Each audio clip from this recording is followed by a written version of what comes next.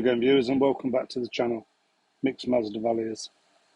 Well, I've just been in the greenhouse today and I've finished watering my Draculas, and I've got a few in spike and I've got a few in bloom at the moment. So I thought, while I've got 5 minutes, I'll go back and pick the camera up and just let you have a look at how my Draculas are doing.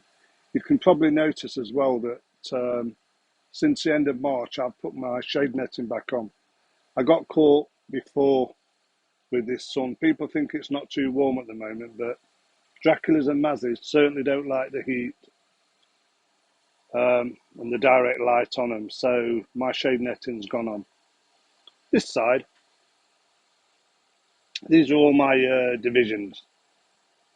They're all Draculas, which I've divided.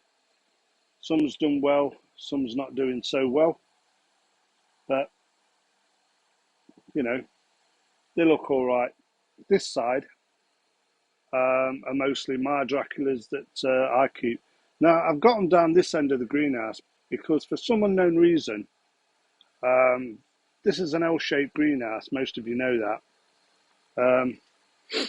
I find that this end is cooler than the main greenhouse where the Mazzies are. So I moved them all down here a while ago, and they've done a lot better. They've got more shade.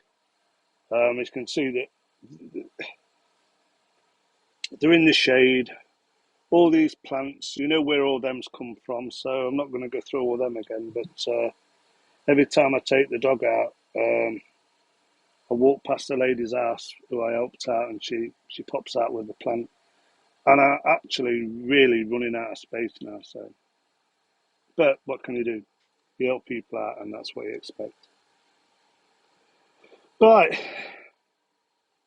this one, Orchids. Got a nice spike coming there. I'm sure you can see it there, more or less centre of the shot now. Only got one at the moment, but it could be a couple more in there. It could be a root from that new shoot above it.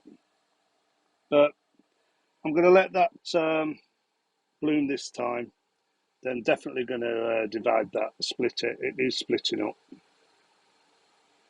This one is my Polyphemus. I recently got Polyphemus. I've only had it since about end of last season, really. It was a very small plant. I swapped it, but as you can see, if I can get the camera in close enough, you can see new growth forming inside there. So it's growing. It's getting used to these conditions. A lot of these, Felix, not doing anything at the moment. Not doing anything at the moment. What have we got up here? This one. This is my Dracula Vampire from Lynn. I hope you watch Lynn's channel. Lynn's Orchids. I've got a spike coming there. So hopefully that Dracula is going to bloom for me. This one's putting signs up as well. This one, Bella, that's got a nice, not blasted yet. So I always think to myself I'm lucky when I'm growing Draculas because so many times the buds blast. But these aren't too bad at the moment. I've got more down here. I don't think they're pushing a great deal out at the moment, but they're getting established. This is a fairly new one that I recently acquired. It's pushing up new, so it's settled in. Because when I get these, they're not pushing up new growth, but a lot of them are now. You can see there's a spike forming on that one as well. Plenty of new growth in there coming up. Look, they're all pushing up new growth. Even my divisions. That's not doing too good. That division there, look, pushing out new roots and a spike, and that's on Bowerii, Dracula Bowerii. That's pushing up. That one's got a couple of leaves doing nothing. This one certainly needs repotting again because you can see half the plant has died. But it's got new growth, new leaves coming this side. So this afternoon I'm going to take that out, repot it. It's not doing anything like that. This one's pushing up a lot of new growth. and it's attempted to spike, but nothing I can see at the moment. Yeah, they're all coming on, but they're amazing to keep. If you're keeping Mazda Valias, why not keep a few Draculas?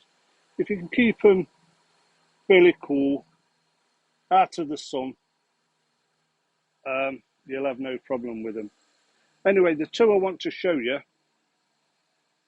which are in bloom, I'm going to get the tripod because holding this gimbal and this camera, I'm no expert on it. So I'm going to go and get it and set it up and let you have a look at the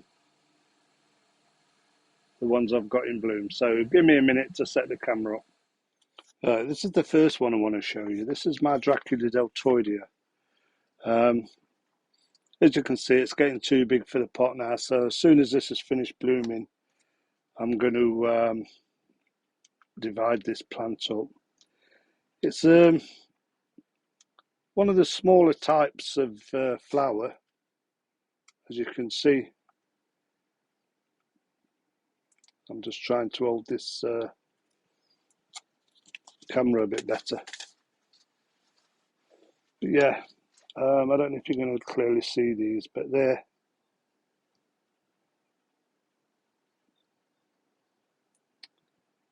some of the flowers. There's about 22 flowers on that one at the moment, and that is Dracula deltoidea. It's one of the smaller ones, the smaller blooms, but it is, as you can see from the top, a beautiful plant, growing well, but it really needs now to finish blooming and let me get it divided and repotted. A lot of people, well, a lot of books and people you see on the internet say this blooms in the autumn. I find this blooms whenever it wants. If your environment's right for growing Draculas, it'll bloom whenever it wants to bloom. And this one blooms for me. As you know now, we're in spring here in the UK. So that is a cracker. It comes and it's found from, I believe it's Colombia and Ecuador.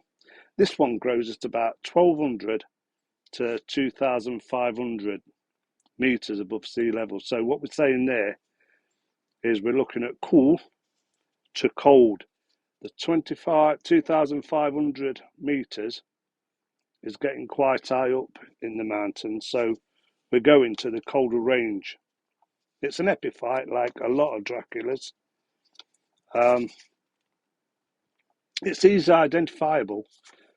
Most people know this when they see it because of the yellow, if I can get closer again, the yellow pollinator in the middle, and it's got like yellow eyes.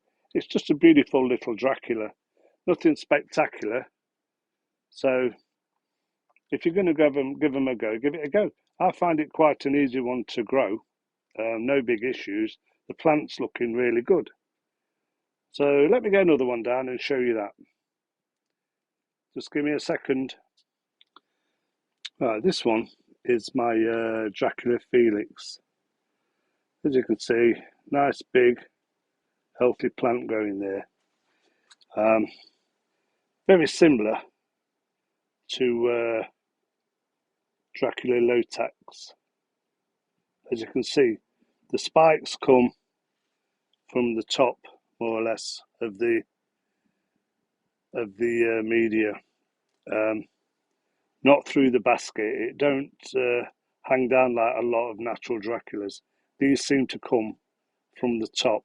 So really, I suppose I could have pot this in an ordinary pot, in a hanging pot, if I wanted to, and it don't have to be in this. But truly amazing little orchid, look. Lovely red spurs. You can see the eyes, the nose. Now this has got about 1, 2, 3, 4, 5, 6, 7, 8 flowers on it at the moment.